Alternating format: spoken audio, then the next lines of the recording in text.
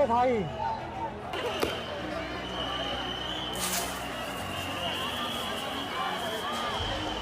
रोका जा रहा है गाइस, उधर हमें मारा जा रहा है। ये देखो गाइस, ये देख रहे हो, यहाँ तक कि हथकंडे अपना जा रहे हैं हमें, ये हमें जाने नहीं दे रहे आगे। सड़क से संसद तक युवाओं की पुकार।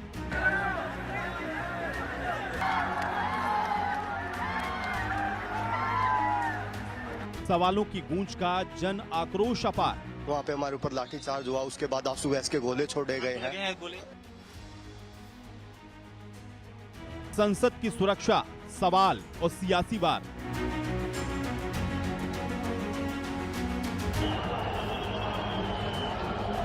किसका होगा जवाब, कौन होगा जिम्मेदार? पुलिस वाले भी पथराव कर रहे हैं, ये देखिए।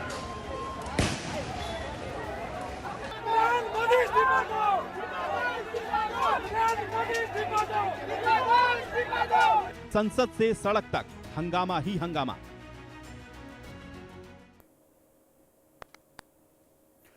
तो चलिए शुरू करते हैं आंकड़े हमारे फैसला आपका। सूरज की किरणें राजधानी दिल्ली में बादलों के बीच झांक रही थी।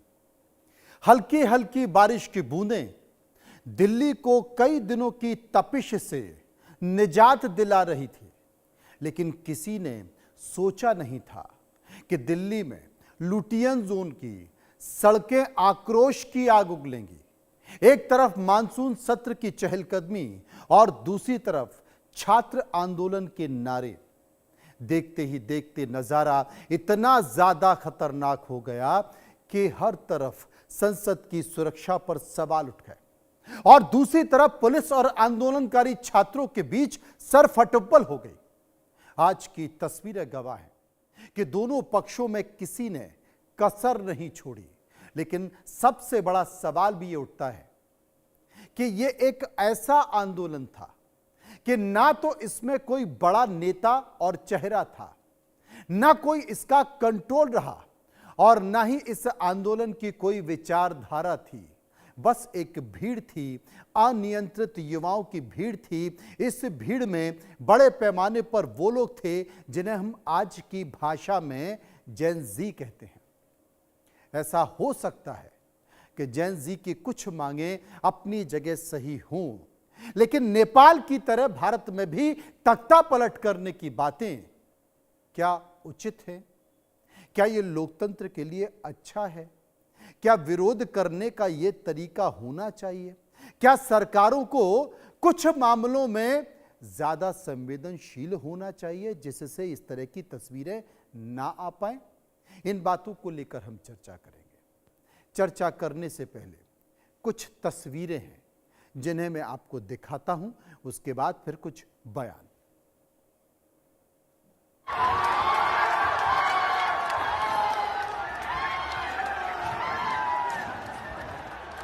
ये 5 तस्वीरें आप देख सकते हैं प्रदर्शनकारियों की, आज के प्रदर्शन की, जो कि संसद के आसपास हुआ। पहली तस्वीर में आप देख सकते हैं कि किस तरीके से बैरिकेड लगाए गए, बैरिकेड तोड़ने की कोशिश की गई। छात्र उस बैरिकेड को तोड़कर संसद की तरफ जाना चाहते थे, पुलिस फोर्स रोकना चाहती थी, या जब बात नहीं बन पाई तो फिर लाठीचार्ज हुआ। ये देखिए बैरिकेड को किस तरीके से हिलाने की कोशिश की, लाठीचार्ज किया गया। दूसरी तस्वीर आप देख सकते हैं, दूसरी तस्वीर भी कुछ इसी तरह की दिखाई दे रही है, जिसमें प्रदर्शनकारी और पुलिस के बीच झड़प होती है। झड़प में बाकायदा छात्र आक्रोशित होते हैं और आक्रोशित होते हुए एक पुलिसकर्मी के ऊपर भी यहाँ पर हमला किया जाता है। तीसरी तस्वीर, आंसू गैस के गोले छोड़े जाते हैं, भगदड़ मच जाती है, बड़ी संख्या में भीड़ तितर-बितर हो जाती है।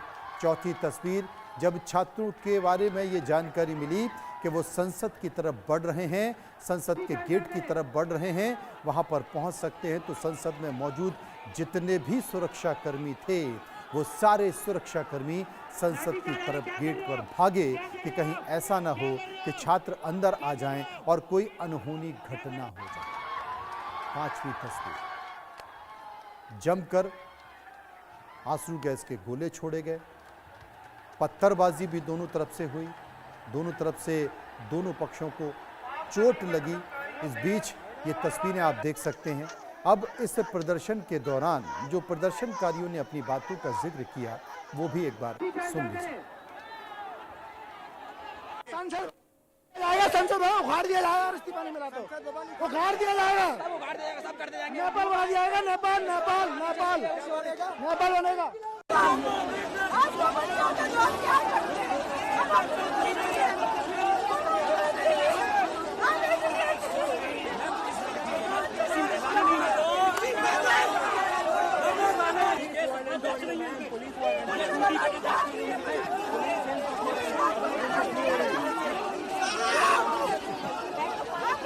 हम लोग 8 बजे से आए हुए थे। हम लोग स्टार्टिंग से वहाँ से पहले इधर से जंतर मंतर से होम मिनिस्ट्री तक घुमा रहे, इधर उधर गोल गोल घुमा रहे पूरा।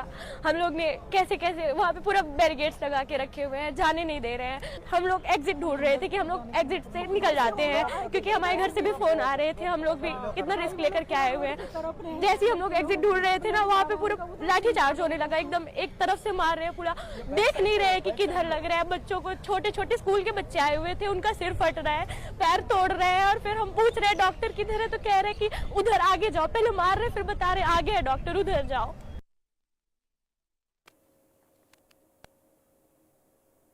दिल्ली में आज युवाओं का संसद मार्च हुआ। देश भर से आए युवा इस प्रदर्शन में शामिल हुए और पूरी दिल्ली आज जाम में फंसी रही। चारों तरफ अफरा तफरी मची रही। दिल्ली में सीजेपी का संसद चलो मार्च शुरू हुआ। नीट पेपर लीक समेत कई मुद्दों को लेकर छात्र युवा सड़कों पर उतरे, लेकिन उन्हें रोकने के लिए लाठीचार्ज और आंसू गैस का इस्तेमाल किया गया। पूरे दिल्ली एनसीआर में सड़कें जाम रही, अफरा तफरी मचती रही। झड़प में कई प्रदर्शनकारियों के घायल होने की खबरें और तस्वीरें भी आपके सामने हमने दिखाई। प्रदर्शनकारियों के संसद के करीब पहुंचने पर सुरक्षा व्यवस्था और कड़ी की गई। एहतियात के तौर पर संसद के मुख्य प्रवेश द्वार की सुरक्षा को आनन फानन में बढ़ाया गया। बाद में पुलिस ने जंतर मंतर पर धरना स्थल जो था उसे खाली कराया, टेंट हटाया। प्रदर्शन में पुलिस और आंदोलनकारी के बीच धक्का मुक्की हुई, झड़प हुई। दोपहर तक संसद मार्ग और कनॉट प्लेस क्षेत्र को खाली करा दिया गया। केंद्रीय स्वास्थ्य मंत्री जेपी नड्डा ने सीजेपी प्रतिनिधिमंडल से मुलाकात की। सीजेपी प्रतिनिधिमंडल के सौरव दास और आशुतोष राका ने सरकार को अपना एक मांग पत्र सौंपा कि यह तमाम छात्रों की मांग है, इस मांग को तत्काल माना जाए। यह पहले भी किया जा सकता था, इससे बवाल के पहले भी किया जा सकता था, लेकिन देर हो गई। अब तमाम सारी बातों के बीच संसद सत्र के सुरक्षा पर भी सवाल उठे कि कैसे युवाओं ने आज देश की संसद तक कूच कर दिया। और जब संसद सत्र चल रहा था, आज से संसद का मानसून सत्र शुरू हुआ। संसद सत्र के दौरान पूरा इलाका हाई सिक्योरिटी जोन माना जाता है। इसी दौरान नीट समेत कई मुद्दों पर छात्रों का प्रदर्शन भी तेज हो गया। दिल्ली, मुंबई समेत कई शहरों में छात्र सड़कों पर उतर गए। प्रदर्शनकारियों ने संसद की ओर बढ़ने की कोशिश की। जंतर मंतर से शुरू हुआ प्रदर्शन हाई सिक्योरिटी जोन संसद तक जा पहुंचा। संसद के भीतर प्रधानमंत्री, पूरी कैबिनेट, सभी सांसद मौजूद थे। संसद के आसपास सुरक्षा व्यवस्था और सतर्कता बढ़ा दी गई। संसद पर 2001 में आतंकी हमले के बाद सरकार इस पूरे इलाके को लेकर बहुत ज्यादा सख्त है।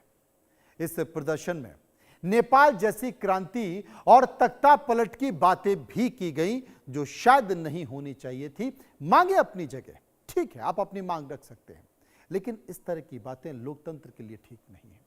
संसद मार्च की पूरी टाइमलाइन को समझने की कोशिश करिए। मैं आपको सिलसिलेवार तरीके से समझाता हूं। सुबह 5 बजे की बात है। सुबह 5 बजे हुआ क्या? जंतर मंतर और संसद मार्ग पर कड़ी सुरक्षा की गई, बैरिकेडिंग लगाई गई और सबसे बड़ी बात है आरएएफ और अतिरिक्त पुलिस भी यहां पर तैनात की गई। इसके बाद क्या हुआ? जंतर मंतर पर प्रदर्शनकारियों की भीड़ बढ़ना शुरू हो गई।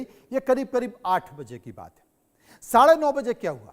संसद मार्च की तैयारियों में तेजी आई, बैरिकेड पर तनाव बढ़ता चला गया और 10 बजे प्रदर्शनकारी संसद की ओर बढ़ने लगे। पुलिस ने बैरिकेड को रोकने की कोशिश की, बैरिकेड लगाए, लेकिन बात बन नहीं पाई। 11 बजे क्या हुआ?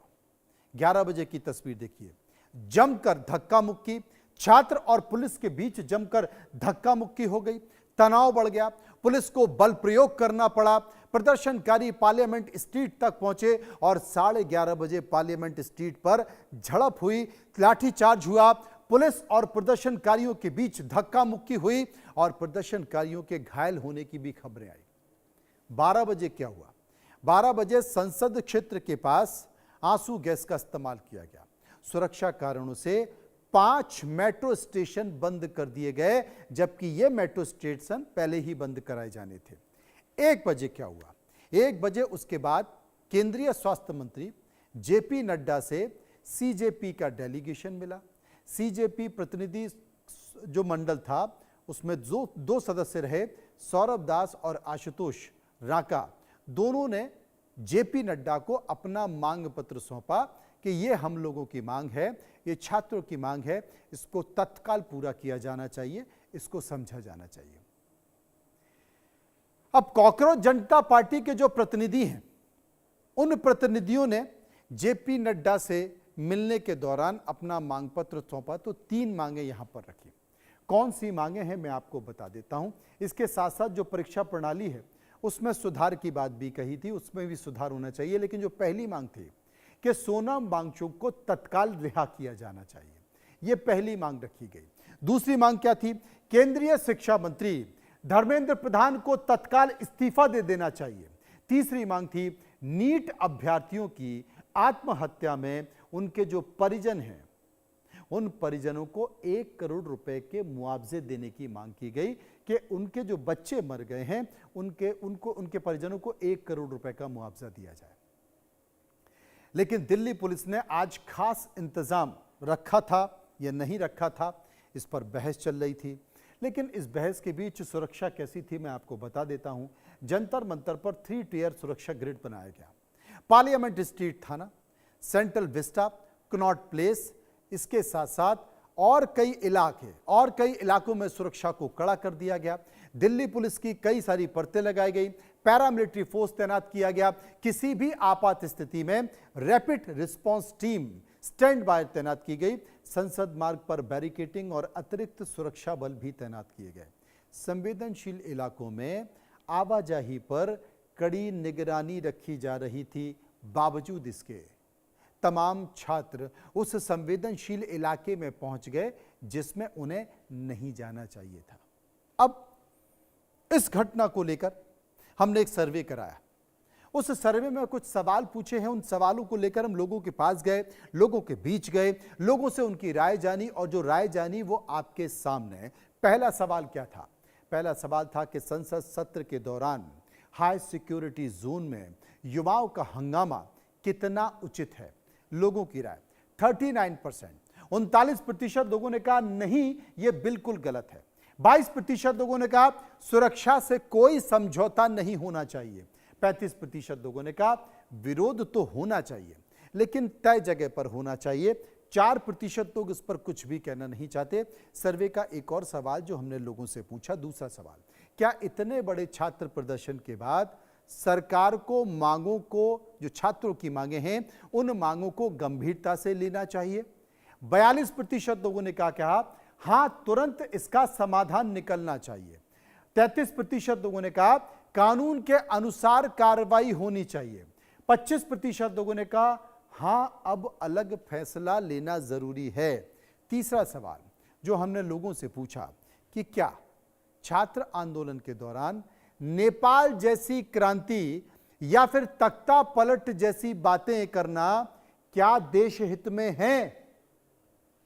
50% लोगों ने कहा नहीं, यह बिल्कुल भी देश हित में नहीं है। 22% लोगों ने कहा अभिव्यक्ति की आजादी है, लोग कुछ भी कह सकते हैं। 25% लोगों ने कहा देश हित सबसे ज्यादा जरूरी होना चाहिए, परिस्थितियां कुछ भी हों। और 3% लोग इस पर कुछ भी कहना नहीं चाहते।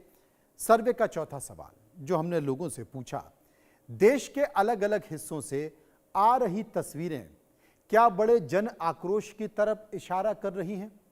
39%। 39% लोगों ने कहा युवाओं में काफी असंतोष दिखाई दे रहा है, खासकर परीक्षाओं को लेकर। 20% लोगों ने कहा यह संगठनों का प्रायोजित हंगामा था, जो तमाम अलग अलग संगठन होते हैं वो भी इसमें घुस गए इस हंगामे में। 38% लोगों ने कहा सरकार को मांगे माननी चाहिए, उनको गंभीरता से लेना चाहिए, और 3% लोग इस पर कुछ भी कहना नहीं चाहते। सर्वे का 5वां और आखिरी सवाल जो हमने लोगों से पूछा कि क्या 2001 के बाद आतंकी हमले के बाद प्रदर्शनकारियों को संसद के पास प्रदर्शन की इजाजत दी जानी चाहिए थी या नहीं, ये बड़ा सवाल। लोगों का कहना 38% लोगों को इसकी इजाजत नहीं दी जानी चाहिए क्योंकि वो बहुत संवेदनशील इलाका है। 16% लोगों ने कहा ऐसा होना ही नहीं चाहिए था। 36% लोगों ने कहा हाँ ये गंभीर चूक है सुरक्षा को लेकर, और 10% लोग इस पर कुछ भी कहना नहीं चाहते। अब इस मुद्दे को लेकर, क्योंकि एक बड़ी तस्वीर निकल कर आई है देश की राजधानी से, इस मुद्दे को लेकर हम चर्चा करना चाहते हैं। कुछ मेहमान मेरे साथ मौजूद हैं। सूर्य प्रकाश मैथिल राजनीतिक विश्लेषक बीजेपी से जुड़े हुए मेरे साथ मौजूद हैं। वेद भूषण पूर्व एसीपी दिल्ली पुलिस से मेरे साथ हैं। अजीत मेंदोला वरिष्ठ पत्रकार मेरे साथ होंगे। गरिमा दसोनी मेरे साथ हैं, प्रवक्ता कांग्रेस, और इसके साथ साथ पुष्पेंद्र श्रीवास्तव आम आदमी पार्टी के प्रवक्ता मेरे साथ जुड़ेंगे। सबसे पहले मैं अजीत मेंदोला जो कि वरिष्ठ पत्रकार हैं उनके पास चलूंगा। अजीत जी, देश की राजधानी से ऐसी तस्वीरें निकल कर आ रही हैं जिसमें बड़े पैमाने पर छात्र दिखाई दिए, आंदोलन हुआ, दोनों के पक्षों की तरफ से जबरदस्त भिड़ंत हुई, सर फुटबॉल हमने देखी गई। इन पूरी तस्वीर और उसमें मांगे क्या थी वो भी आपको पता है, सरकार की स्थिति क्या है वो भी आपको पता है। इन पूरी तस्वीरों को देखकर आप क्या कहना चाहते हैं? ये कुछ हैरान करने वाली तस्वीरें थी आज की।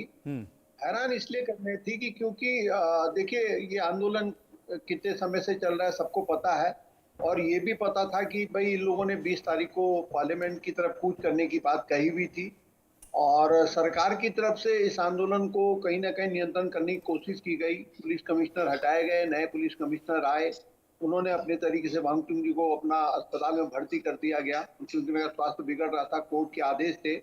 वहां तक तो बात ठीक थी, वहां तक कोई बात उसमें दिक्कत नहीं थी। लेकिन सवाल ये खड़ा हो रहा है इस बात का कि आखिर आज जिस तरीके से छात्र थे, युवा थे, बेरोजगार थे, उन्होंने जिस तरीके से संसद की तरफ कूच करा, और जो इंटेलिजेंसी है, जो खुफिया तंत्र है, पुलिस है, उसको क्यों नहीं इस बात का पता चला कि भाई ये छात्र संसद भवन तक पहुंच सकते हैं। उनको जंतर मंतर तक रोका जाना चाहिए था। आपके पास तमाम जतन थे, आपके पास तमाम चीजें थी, क्योंकि देखिए आंदोलन को कैसे हैंडल करना है पुलिस बहुत अच्छे ढंग से जानती है, और पुलिस अगर चाह ले तो आंदोलन आगे नहीं बढ़ सकता, ये भी पक्की बात है। तो जो ये चीजें, दूसरा सरकार ने भी आज बातचीत का जो न्योता दिया वो भी टाइम मेरे को लगता है कोई गलत नहीं था। 12 बजे करीब ये हुआ कि सरकार ने बातचीत के लिए कहा, और उन्होंने जो आंदोलनकारियों के जो प्रवक्ता थे उन्होंने कहा हम मिलने जा रहे हैं, और वो मिलने गए। तो आखिर कहाँ पर ये गड़बड़ी हो रही थी? क्योंकि अगर कोई नेतृत्व नहीं कर, आंदोलन का जो नेतृत्व कर रहा था उन्होंने या तो जानकारी देने में गड़बड़ी करी, या जो प्रशासनिक तौर पर जिन लोगों को ये चीजें पहुंचानी चाहिए थी या एक मैसेज देना चाहिए था कि भाई बातचीत शुरू हो गई है, सरकार के साथ बातचीत तो हो रही है, आप लोग धैर्य बनाए रखें, ये अपील की जानी चाहिए थी पुलिस प्रशासन की तरफ से। और पता नहीं कहीं ना कहीं कुछ तो गड़बड़ हुआ है मनु जी। और उसके बाद जो देखिए चिंता का विषय सिर्फ एक ही, आंदोलन तो अपनी जगह ठीक है, पार्लियामेंट के अंदर पूरी भारत सरकार थी, पूरा विपक्ष था। खुदा न खास्ता आप सोचिए जरा कि अगर उसमें जो छात्र थे, जो युवा थे, उनके साथ कोई असामाजिक तत्व घुस जाते उस भीड़ में। ऐसा नहीं है कि जो बाहरी एजेंसियां हैं वो इसमें कहीं ना कहीं ताक में रहती हैं। भाई देश को अस्थिर करना है, क्योंकि हमारी सरकार बहुत अच्छे ढंग से चल रही है, कोई यहाँ पे दिक्कत नहीं है। दुनिया में एक सराहना हो रही है हमारी सरकार की, हमारे देश की, भाई प्रधानमंत्री मोदी के नेतृत्व में भारत बहुत अच्छे ढंग से आगे बढ़ रहा है, कोई दिक्कत नहीं है। तो कई ताकतें लगी हुई है इसको अस्थिर करने में। आज उन ताकतों को मैं कह रहा हूँ कि एक प्रकार से मौका मिल गया था। वो तो शुक्र है कि मामला किसी तरीके से संभल गया। लेकिन मेरे सवाल यही है मनु जी कि आखिर जब 12:10 या 12 बजे के आसपास की बात है, जो अपने स्वास्थ्य मंत्री है देश के जेपी नड्डा से मिलने उनके प्रवक्ता जा रहे हैं, वो ट्वीट कर रहे हैं क्यों नहीं प्रशासन की तरफ से बताया गया कि बातचीत का दौर शुरू हो गया है, आप धैर्य बनाए रखें। दूसरा, जो इसके संस्थापक थे जिन्होंने ये पार्टी बनाई, उन्होंने खुद वहां पर पब्लिक के बीच में अपनी भूख हड़ताल तोड़ी। तो मेरा कहने का मतलब ये है कि भाई ये चूक हुई है, इसको स्वीकारना होगा और इसके पीछे इसका एक तथ्यों इसका पता लगाया जाना चाहिए कि आखिर ऐसा क्यों हुआ कि प्रदर्शनकारी तमाम बातचीत के बीच में तमाम चीजें जब रास्ते पे जा रही थी अचानक रास्ते से क्यों भटकी और ये इस तरह के हालात क्यों पैदा हुए। भगवान ने आज जो भी हुआ, ऐसी कोई बड़ी घटना होने से बच गई, सारी चीजें नियंत्रण में रही। नए पुलिस कमिश्नर आए हैं, उन्होंने उन पुलिस कमिश्नर से को भी अब इसका अध्ययन करना पड़ेगा कि भाई उनके मैनेजमेंट में कहाँ कमी रह गई। अजीत मेंदोला जी, मुझे लगता है कि पुलिस कमिश्नर कोई भी अगर आईपीएस बनता है, कोई भी पुलिस अधिकारी बनता है, तो वो अपनी सर्विस के सबसे आखिरी पड़ाव पर होता है और अगर उसे भी अध्ययन करने की जरूरत पड़ जाए या उसे भी सोचने की जरूरत पड़ जाए तो मुझे लगता है कि इसके बाद तो फिर कुछ बचता ही नहीं है। इससे पहले भी तमाम सारे आंदोलन हुए, पहलवानों ने आंदोलन किया था, महिला पहलवानों ने आंदोलन किया था, पुलिस ने तो जंतर मंतर से आगे ही नहीं जाने दिया। इसमें बच्चे कैसे चले गए? वो अबोध बच्चे जिन्हें कुछ नहीं पता, कोई प्लानिंग नहीं है, वो कैसे चले गए? कोई इधर से चले गए, कोई उधर से चले गए, ये मेरी समझ से परे। इसलिए वेदभूषण जी मेरे पास है, उसके बाद मैं अपने राजनीतिक जो पॉलिटिकल गेस्ट हैं उनके पास जाऊंगा। वेदभूषण जी, आपसे समझने की कोशिश करता हूं, इतना संवेदनशील इलाका और जब आतंकवादियों ने संसद पर अटैक किया उसके बाद तो यहां पर बहुत ही गंभीरता से नजर रखी जाती है, लेकिन बावजूद ये जो छात्र हैं ये कोई पॉलिटिकल पार्टी से नहीं है, इन्हें आपके रास्ते और उस तरह की चीजें नहीं पता है, उसके बावजूद भी किस तरीके से आगे बढ़ गए, इतना आगे चले गए, मेरी समझ से परे। क्या इंटेलिजेंस फेल्यूर है? क्या पुलिस की कहीं कोई गलती हो गई, कमी रह गई? मनोज जी, 3.5 साल में एसीपी पार्लियामेंट का मैंने काम किया है, उसके अलावा 3 साल नई दिल्ली डिस्ट्रिक्ट में ही मैं रहा हूं जी, जिसको आप लुटियंस जोन बोलते हैं। वहां पर सेक्शन 163 भारतीय नागरिक सुरक्षा संहिता 12 महीने लगी होती है और पूरे हिंदुस्तान को पता है कि लुटियंस जोन के अंदर खास तौर से जब पार्लियामेंट का सेशन हो, वहां पर पुराने समय में कहा जाता था धारा 144 जो अब 163 है लगी हुई है, वहां पर 5 से ज्यादा आदमी इकट्ठा होने की परमिशन नहीं है। उसके अलावा राजीव रंजन जो एडिशनल सीपी हैं, पीआरओ है दिल्ली पुलिस के, और डीसीपी सचिन शर्मा, उन्होंने तमाम वीडियोस के माध्यम से स्टूडेंट्स को, तमाम नेताओं को अवगत कराया कि पार्लियामेंट सेशन शुरू हो रहा है, इसकी परमिशन नहीं है, आप यहां पर नहीं जा सकते और कॉन्स्टिट्यूशनल आपका राइट है, आप पीसफुल प्रोटेस्ट कर सकते हैं, पब्लिक ऑर्डर को बनाए रखते हुए कर सकते हैं, पब्लिक सेफ्टी का आपको ध्यान रखना है, वाइटल जो नेशनल इंस्टीट्यूशंस हैं जैसे पार्लियामेंट, एयरपोर्ट हैं और तमाम जगह हैं, उनकी भी आपकी जिम्मेदारी है। आप भारत के नागरिक हैं, स्टूडेंट्स के फॉरेनर तो है नहीं, दीप के ठीक है अमेरिका से आए हैं, परंतु जो उनके साथी जो यहाँ बैठे हुए हैं, दिल्ली के अंदर बैठे हुए हैं, ये उनकी भी जिम्मेदारी है। अब 50 से ज्यादा पुलिस वालों के चोट आ गए, क्या पुलिस वालों ने अपने आप को चोट मार ली? क्या ये स्टूडेंट्स थे? किस तरह से सरकारी प्रॉपर्टीज को डैमेज किया गया? लगभग 70 गाड़ियों को नुकसान पहुंचाया गया, जिनमें पुलिस की बसेस, पुलिस की गाड़ियां थी जिनको नुकसान पहुंचाया गया।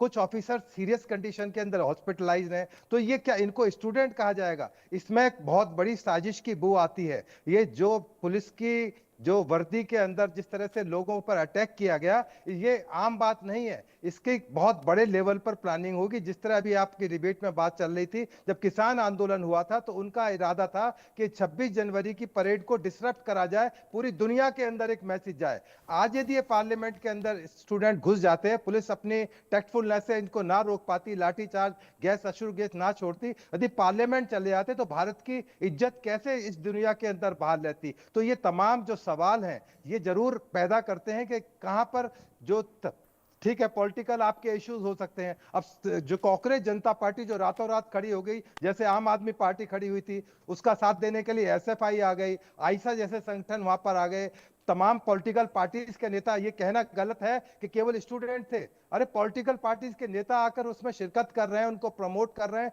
अब तमाम एफआईआर दर्ज हो चुकी है, उनके तमाम अकाउंट्स खंगाले जाएंगे, कौन इनको प्रमोट कर रहा था, कौन कौन से लिंक थे, कौन कौन इनको पैसा दे रहे थे, कौन कौन इनको डेली वहां पर खाना दिया जा रहा था। तमाम चीजों की इन्वेस्टिगेशन, विश्लेषण होगा। परंतु ये सही है कि ये स्टूडेंट एजिटेशन नहीं था, इसके पीछे और कुछ साजिश थी, विदेश में बैठे साजिश थी, या इंडिया में बैठे हुए कुछ पॉलिटिकल पार्टीज अपना आधार ढूंढ रहे थे इन स्टूडेंट्स के साथ। वेदभूषण जी का कहना था कि सिर्फ छात्रों का आंदोलन नहीं था बल्कि कोई एक बड़ी साजिश थी। मेरे साथ गरिमा जी जुड़ी हुई हैं, कांग्रेस की प्रवक्ता हैं। गरिमा जी, इस आंदोलन को लेकर आपकी राय? नहीं, बिल्कुल मैं सहमत नहीं हूं वेद प्रकाश जी की बातों से। देखिए, ऐसा इस आंदोलन को देखकर लग रहा है कि देश राजनीतिक परिवर्तन नहीं, वो व्यवस्था परिवर्तन चाहता है। वो जाग गया है, वो सवाल पूछना चाहता है। ये युवाओं के अंदर आक्रोश है, उनकी आकांक्षाएं हैं जो ये सरकार पूरी नहीं कर पा रही है। दावे और वादे तो बहुत बड़े बड़े थे 2014 के समय पर, जब ये प्राइम मिनिस्टर वेटिंग थे, लेकिन उसके बाद भी लगातार ये 2014 से पहले और बाद में रुके नहीं।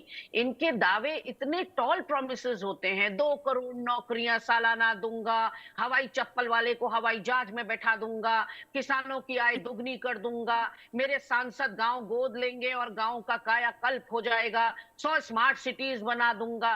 तो ये जो वादे हैं, और ये तो मैं केवल टिप ऑफ द आइसबर्ग आपको बता रही हूं, वादे तो और इतने हैं कि सुबह से शाम हो जाए। ये भारतीय जनता पार्टी जब अपेक्षाओं पर खरी नहीं उतरी और जो चर्चा आप सदन में नहीं कराएंगे, तो फिर सड़क पर उतरने के अलावा जनता के पास चारा क्या बचता है। यहां पर मैं ये जरूर बात कह दूं कि नेपाल बना देंगे, ये बना देंगे, इन सारी बातों से मैं बिल्कुल सहमत नहीं हूं। लेकिन ये जरूर है कि व्यवस्था में परिवर्तन, आखिर ये युवा चाह क्या रहे हैं, इन युवाओं की डिमांड क्या है? इनकी डिमांड है गुणवत्तापरक शिक्षा और पारदर्शी परीक्षाएं। यही तो 2 बातें ये कर रहे हैं। लेकिन आप 152 परीक्षाएं लीक होने के बावजूद भी अपने शिक्षा मंत्री से इस्तीफा नहीं दिलवा पा रहे हैं या उसको डिबार नहीं कर पा